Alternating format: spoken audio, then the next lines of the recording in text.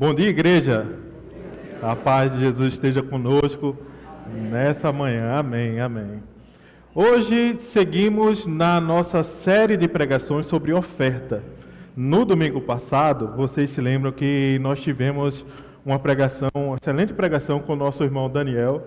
Ele falou sobre a oferta que em 2 Coríntios capítulo 8, em que nós precisamos confiar na graça de Deus, e pela graça de Deus nós somos capacitados a ofertar. Agora sim. E hoje nós vamos falar sobre a providência de Deus. Nós precisamos confiar na providência de Deus, e que Deus, Ele supre as nossas necessidades enquanto nós ofertamos. E para o texto que nós já lemos hoje no culto, nós vimos duas histórias. A história de duas viúvas, a viúva em Sarepta e a viúva do profeta. Uma se relacionando com Elias e através do profeta Elias, ela percebendo a presença de Deus e Deus suprindo as suas necessidades. A segunda viúva com o profeta Eliseu. Então, na pregação de hoje, o nosso ponto principal é entender que Deus, Ele provê as nossas necessidades enquanto nós obedecemos, durante a nossa obediência. Nós não precisamos esperar Deus fazer para depois obedecer. E a nossa recompensa não é proporcional à nossa fé, porque Deus nos ama não porque eu sou mais fervoroso, mas pela sua graça.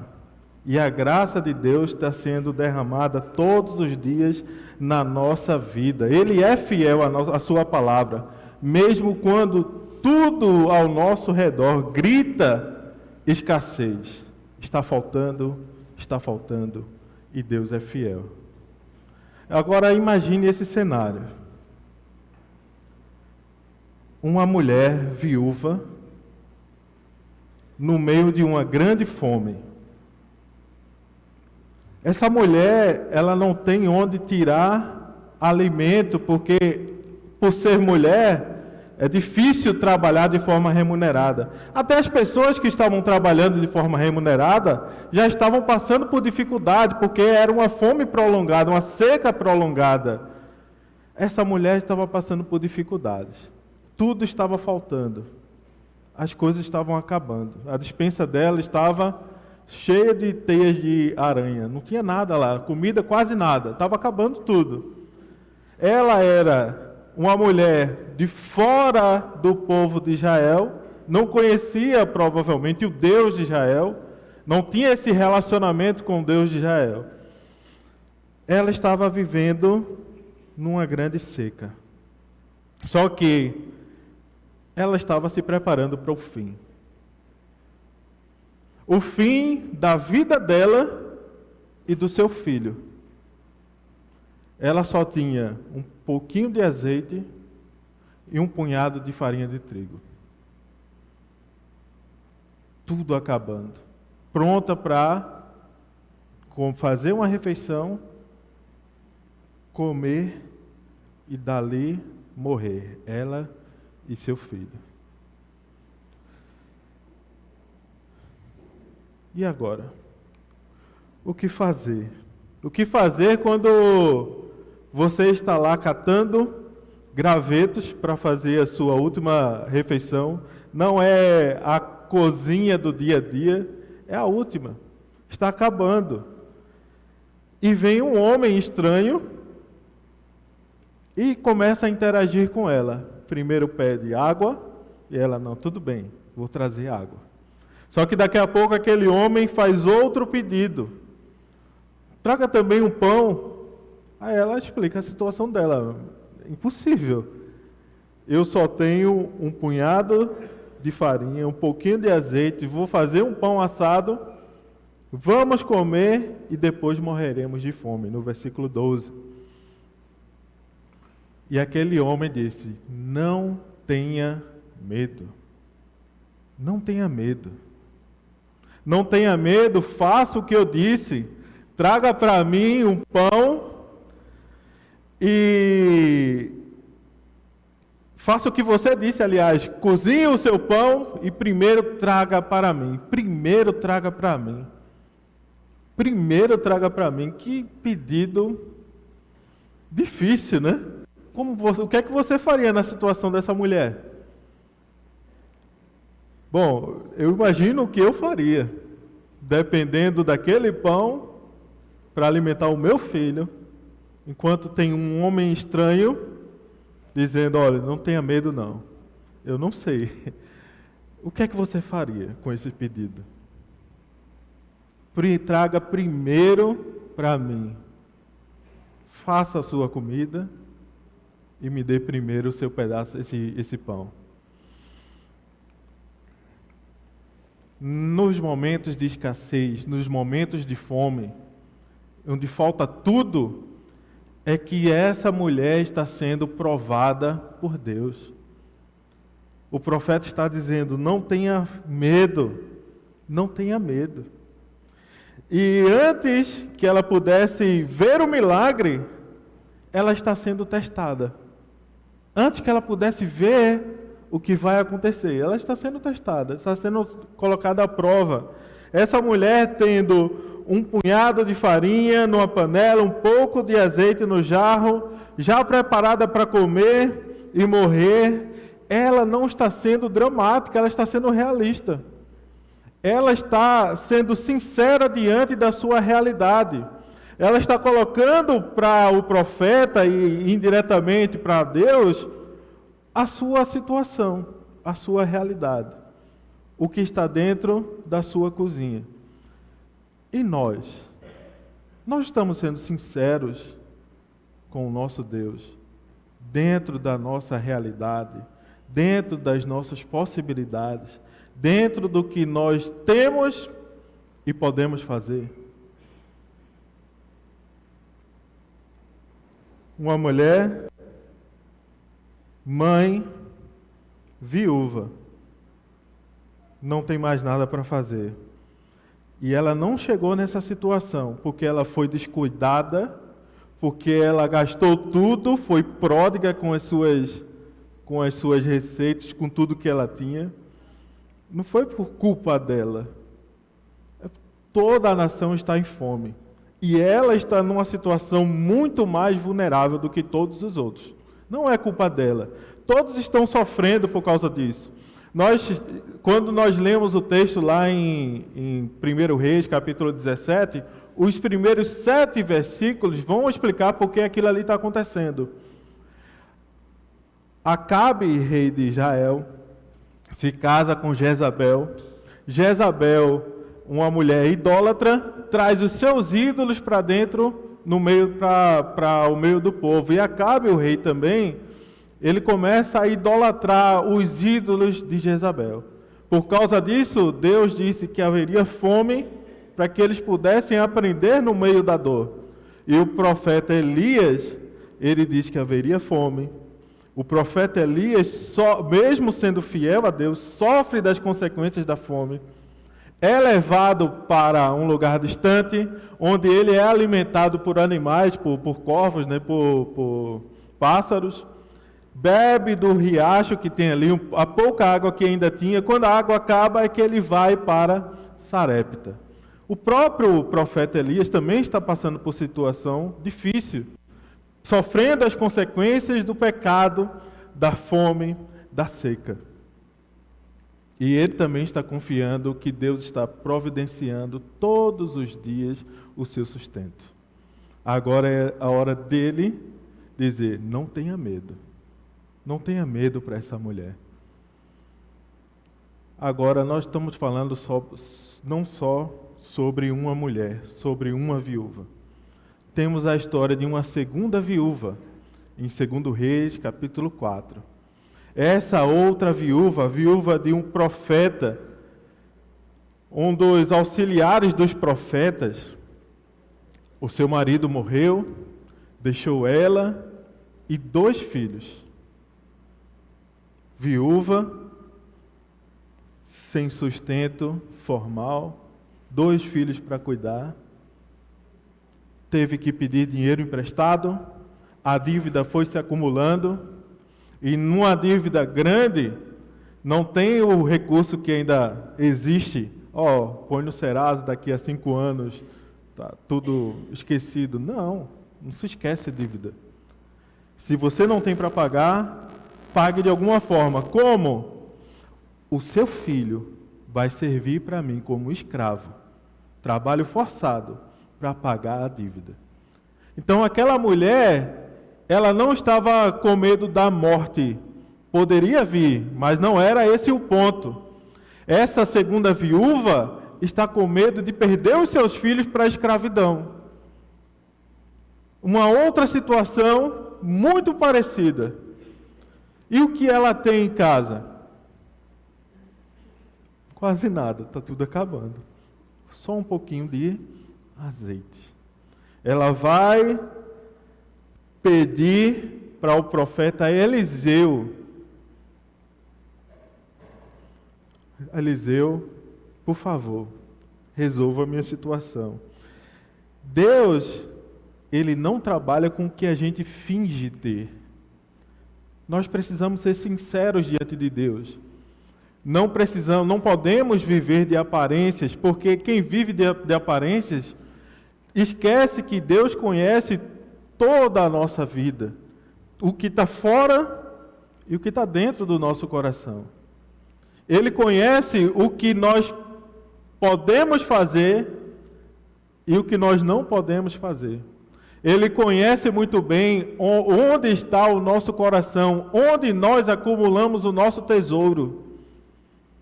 Ele conhece. Seja sincero perante Deus.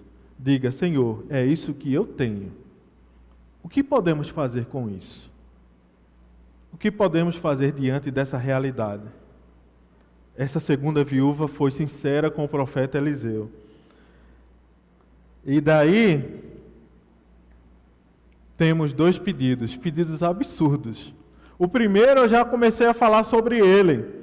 O profeta Elias pede para a viúva de Sarepta: vá lá, faça o pão e dá primeiro para mim. Para uma mãe que está pronta para morrer com seu filho de fome, é muito difícil ouvir um pedido desse. A segunda viúva ouve do profeta Eliseu: vá e peça mais vasilhas emprestadas. Vá para a sua vizinhança, peça para todo mundo, quanto mais vasilhas, melhor. Para uma mulher que já estava endividada porque pedia e não devolvia, e dentro dessa cultura de orgulho, dentro dessa cultura de você ser fiel à sua palavra, é um pedido difícil para se fazer. As pessoas já conhecem a situação daquela mulher e chegar para as suas vizinhas, dizer: me empresta vasilha, sem dar nenhuma justificação concreta, sem dar nenhuma garantia, porque a garantia que ela tinha seria os seus filhos, que já estavam penhorados para a escravidão. Ela ouve do profeta: vá lá e peça mais vasilhas, mais emprestado, e confia. Nos 2 casos, Deus não pede pouco, Ele pede justamente o que dói naquelas mulheres. Ele pede o último alimento. Ele pede que a mulher peça mais coisas emprestadas. Deus pede ação antes de mostrar sua providência. E depois que as mulheres são obedientes, fazem a vontade de Deus, o azeite não para.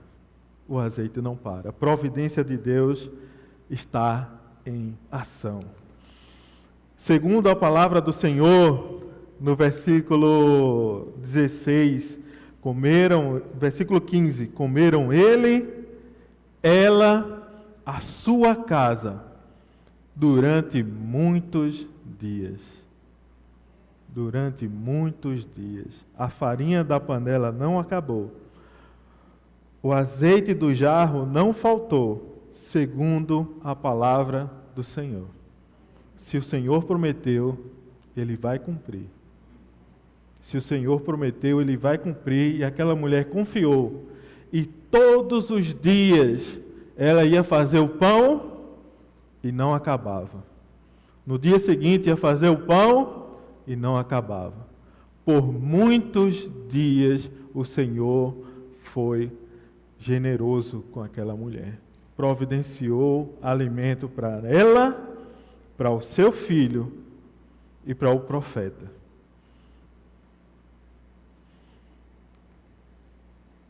Da segunda mulher, o que podemos falar? Será que aconteceu algo parecido? Sim. A mulher foi fazer conforme o profeta Eliseu disse. Pediu vasilhas emprestadas, conseguiu o que podia,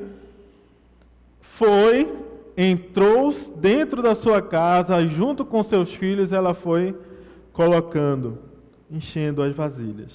Enchendo.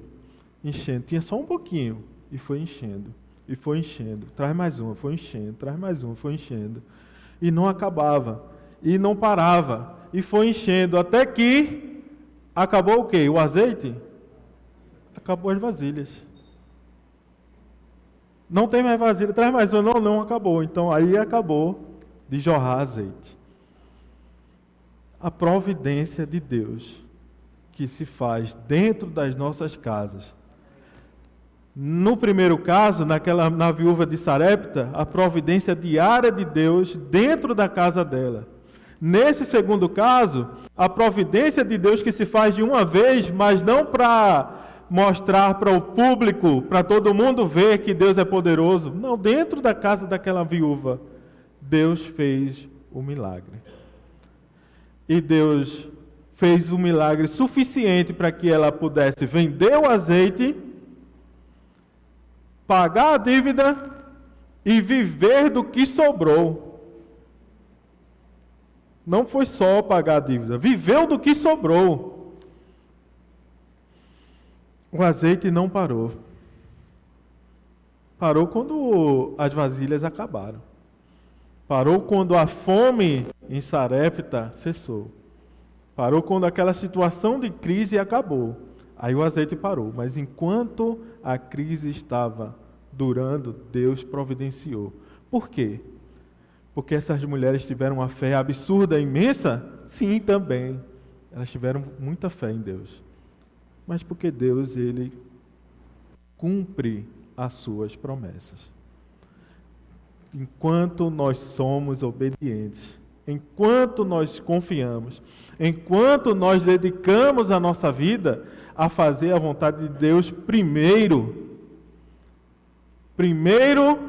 eu dou o pão, primeiro eu vou ao profeta, primeiro eu busco, primeiro eu peço, e confio, e obedeço, vou fazer o pão para o profeta, vou pedir mais vasilhas emprestadas, e Deus é fiel à sua promessa, e cumpre a sua vontade. Eu poderia até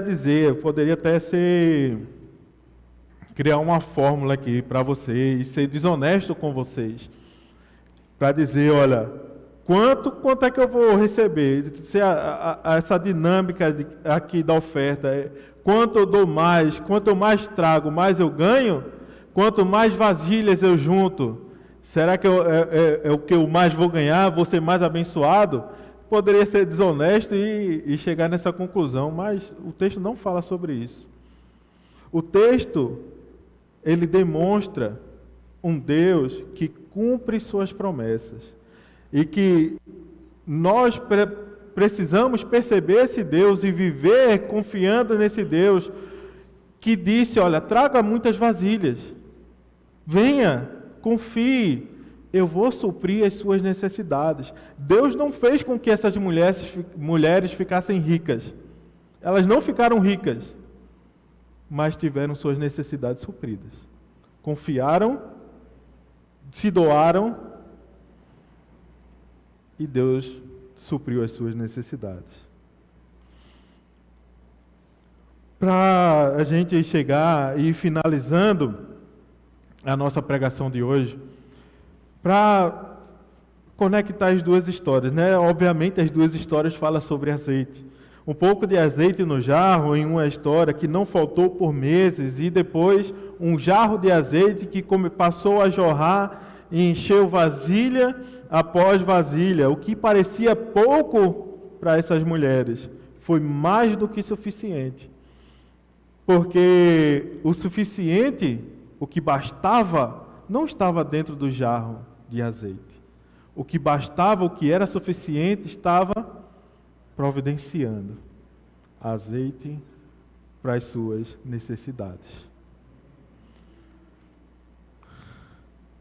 A providência de Deus não depende, então, da nossa abundância para funcionar. Não depende do que está sobrando na minha casa para funcionar.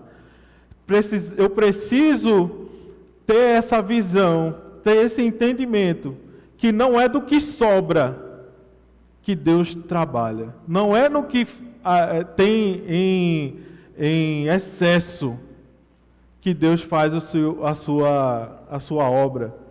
É naquilo que você tem, do jeito que você é. Seja sincero diante de Deus. E Ele vai encontrar exatamente a sua necessidade, vai ver a sua necessidade e vai lhe capacitar, e vai lhe suprir, vai ser fiel, e vai lhe capacitar onde você não consegue mais fazer, onde é absurdo para você. Por isso eu quero lhe perguntar, hoje, quantas vasilhas você trouxe? O quanto você conhece a esse Deus? Como é que você está vindo para adorar o Senhor? Porque a oferta é a adoração a Deus. Quantas vasilhas você trouxe hoje? E eu não estou falando de dinheiro, não estou falando quanto dinheiro você depositou na sacolinha da oferta, não, ou mandou no Pix. Eu estou perguntando para você, o quanto você confia no seu Deus? E você confia em Deus apesar das suas necessidades, ou você só confia em Deus no que está sobrando? É como o Daniel falou no domingo passado. Eu preciso esperar ganhar mais para poder ofertar melhor. Você pode ofertar com o que você tem. Você pode confiar no que você tem. Você precisa olhar para a sua vida e ver o que é que eu tenho aqui. O que é que eu tenho na minha despensa? É um azeite, um pouquinho de azeite, um punhado de farinha? Então é isso. Deus faz a tua obra.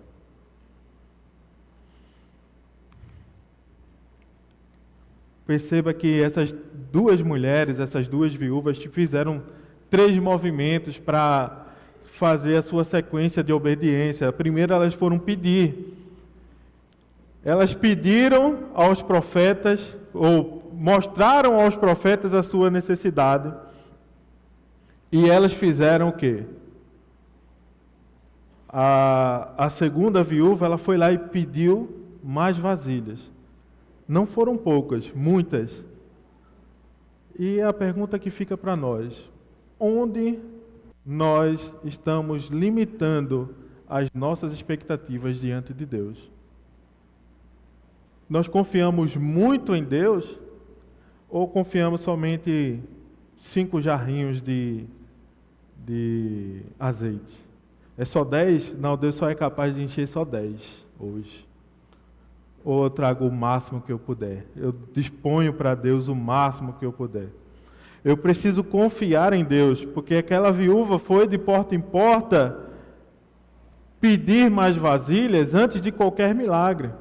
A outra viúva, a primeira, ela fez o pão antes de qualquer milagre, confiou e ofereceu ao profeta. E nós? Nós precisamos ver primeiro o Deus agindo para depois obedecer? Ou confiamos em Deus antes de ver qualquer resultado? E a terceira ação é abrir espaço. Traga os jarros, traga as vasilhas. Abre espaço para o que Deus pode fazer na sua vida. E Deus vai fazer quando confiamos nele. Por isso, podemos ser duas pessoas diferentes, né? Uma pessoa que confia no Deus que é escasso, uma pessoa que oferta pouco porque tem medo de faltar. Não, esse mês não vai dar para dar uma oferta não, porque está apertado. Não, eu preciso guardar mais, porque lá na frente, quando eu for me aposentar, eu vou precisar de mais dinheiro e eu vou trabalhar menos. Então, lá na frente, eu vou usar esse dinheiro hoje, vou ficar aplicando. E oferta? Não, oferta não. Deixa eu resolver o meu futuro. E Deus, Ele está ocupado com outras pessoas aí. Deus resolve o futuro das outras pessoas. Ah, não, eu não consigo ofertar, porque eu tenho tão pouco que eu não consigo ofertar nada. Será? Eu preciso que você olhe para dentro da sua vida. A minha pregação de hoje é para isso, para que a gente possa confiar em Deus, mesmo na mais profunda necessidade, mesmo diante da grande fome, da grande escassez, mesmo diante da escravidão. Precisamos confiar no nosso Deus, porque Ele supre as nossas necessidades. Nós precisamos confiar no Deus que disse: traga muitas vasilhas. Traga muitas vasilhas. Oferte a Deus com liberalidade, porque Deus, Ele é fiel. Peça a Deus e busque a Ele ativamente, confiando nele antes de ver o resultado, pois viva preparado para o que Deus pode fazer na sua vida.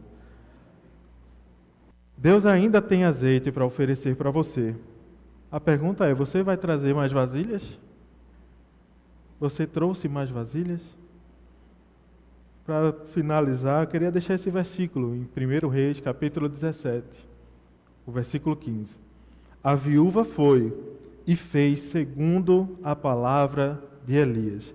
Assim comeram ele, ela e a sua casa durante muitos dias. A oferta do Senhor é um aspecto da nossa adoração. Vamos adorar a Deus com as nossas ofertas. Esse tema, a pregação de hoje, é uma das pregações dentro desse grande tema da oferta do Senhor. Nos próximos 2 domingos teremos uma pausa nesse tema.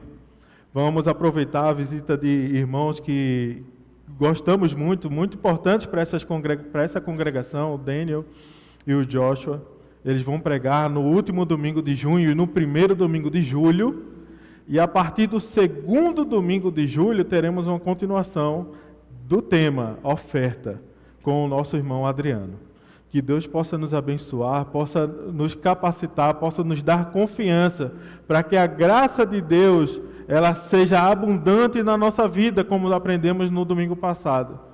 Mas também para que nós possamos confiar em Deus antes de ver a sua providência. Que Deus nos abençoe. Amém.